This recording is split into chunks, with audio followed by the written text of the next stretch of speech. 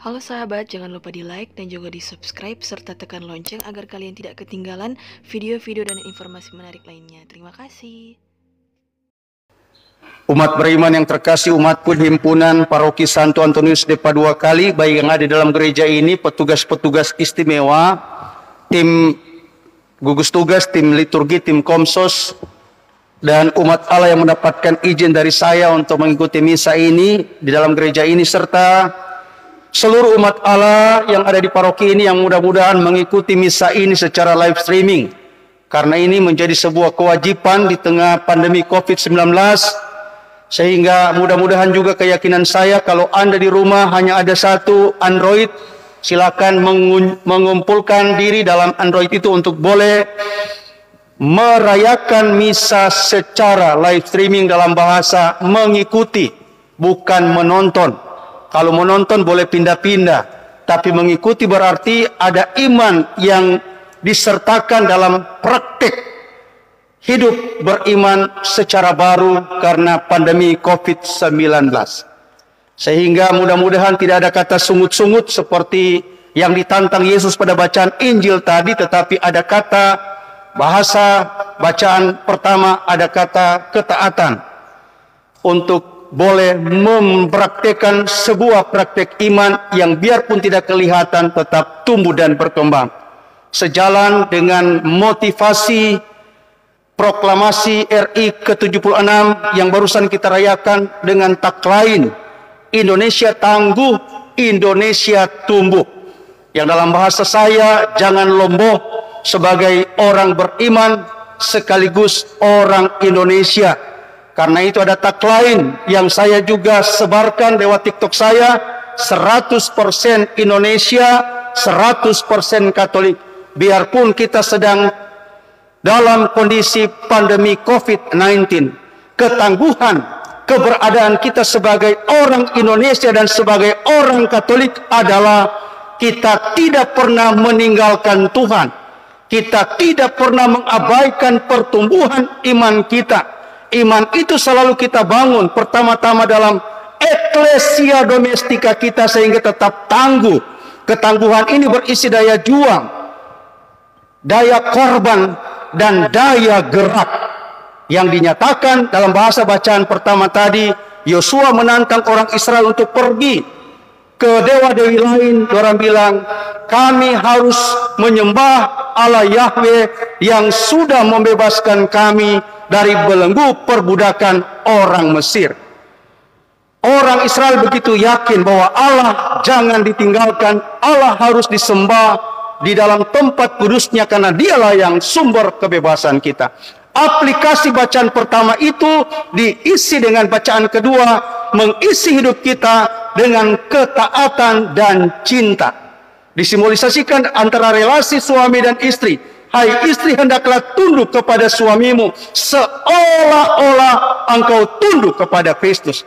Jadi kita hendaknya mengisi ketaatan kita. Sama seperti minggu lalu saya katakan, salah satu identitas gereja Katolik ada ketaatan. Dan itu menjadi sebuah kebajikan Injili, ketaatan yang saya sudah bahasakan minggu lalu. Lain kali tidak masuk akal, tetapi sebagai orang Katolik harus taat.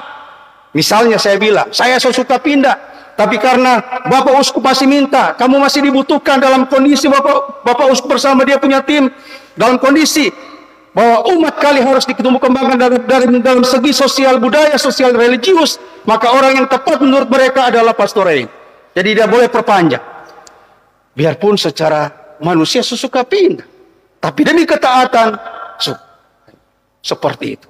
Ketaatan, dan ketaatan ini akan sempurna kalau berisi cinta kasih. Sehingga hidup perkawinan tidak boleh diputuskan, tidak boleh dipatahkan, biarpun kadang-kadang 1 minggu 5 kali baku marah. Sehingga tidak ada orang yang bilang, pastor, semoga saya tinggal tapi istri. Siapa suruh gua kawin? Mana kawin kok, mana bikin susah Pak Pastor mau bikin pembatalan nikah. Ketaatan dan cinta. Karena Anda adalah melambangkan hubungan Kristus dengan jemaat. Maka dalam suasana yang seperti ini sangat susah, Kalau kita mengisi hidup kita dengan ketaatan dan cinta, PPKM mau level berapa, mau level 20, kalau saya taat dan penuh cinta, saya tidak menjadi orang yang bersungut-sungut dan selalu mencari alasan untuk memberontak. Saya selalu berpikir positif dan selalu mencari solusi di tengah masalah untuk boleh menjadi berkat bagi gereja, bagi masyarakat. Itulah simbolisasi bacaan kedua. Kita hendaknya mengisi hidup kita dengan ketaatan dan cinta. Karena apa? Yesus nyanda buju-buju orang.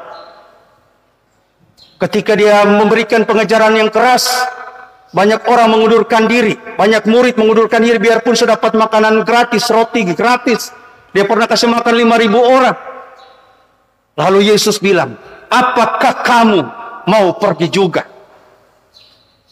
Karena dila sebanyak orang mundur toh, karena soalnya dapat BLT tahu mundur. Jadi orang Indonesia semua pindah jadi orang Papua Nugini. Karena sudah dapat BLT, BST, PKH, apa leh? Jangan cuma hidup seperti itu, coy.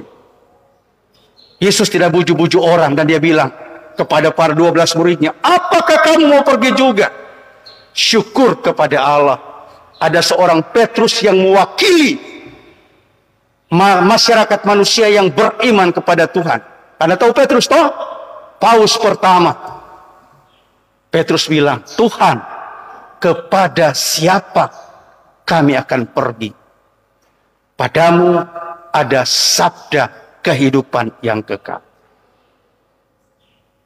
Maka umatku yang terkasih, jangan setengah-setengah percaya sama Yesus. Jangan cuma ikut Yesus di masa-masa Yesus kasih makan sama orang secara gratis dengan perbanyakan roti. Tapi ikut Yesus selama hayat di kandung badan. Dan itulah menjadi orang Katolik yang tangguh. Punya daya juang, daya tahan, dan daya kerja. Bahkan daya korban. Dan kita semua sebenarnya sementara diuji untuk itu di persekutuan umat di paroki Kali. Setiap Senin, pastor paksa kerja bakti. Saya pakai kata paksa. Karena beberapa surat yang cukup keras saya sampaikan kepada pengurus-pengurus wilayah rohani. Saya bilang, kalau menjadi orang tangguh, jangan lepe. Yang penting ada kecerdasan yang integratif di antara kita. Tidak ada kata menyerah dan tidak ada kata bersungut-sungut dan meraju. Itulah iman yang tangguh. Dan Indonesia yang tangguh karena kita ada di persekutuan bangsa yang bineka ini. Jangan tinggalkan Yesus. Seperti Petrus bilang, Tuhan, kepada siapakah kami akan pergi? Padamu adalah sabda kehidupan yang kekal. Sama ketika orang sudah bisa berbuat apa-apa, tinggal serah diri total kepada Tuhan. Sama sebentar sesudah saya misa, saya akan memberkati salib dari Ibu Marta Kumambong. Itu salib kehidupan, salib harapan.